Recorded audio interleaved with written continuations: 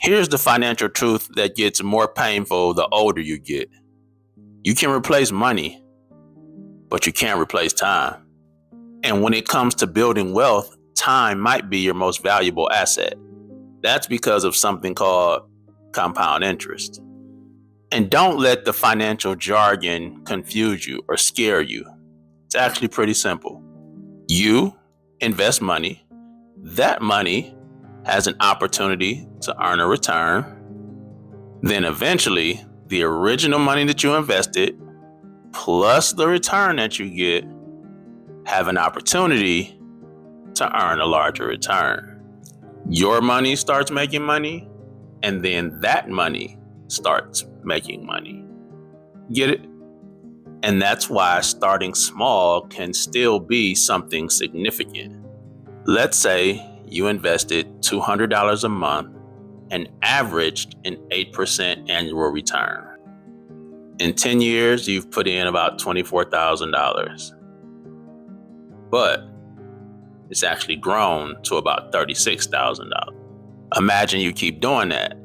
For 30 years, you've put in $72,000, but your account potentially has about $300,000 in it. Same monthly contribution, it never changed. So what's the difference? Time. And that's where people get tripped up. Spend so much time trying to figure out what's the perfect stock? What's the next crypto? Is it Forex or some secret investment that nobody knows about yet? When the most powerful strategy is boring. Start, stay consistent, give it time. Now, maybe you're watching this and you're thinking, maybe I should have started 10 years ago.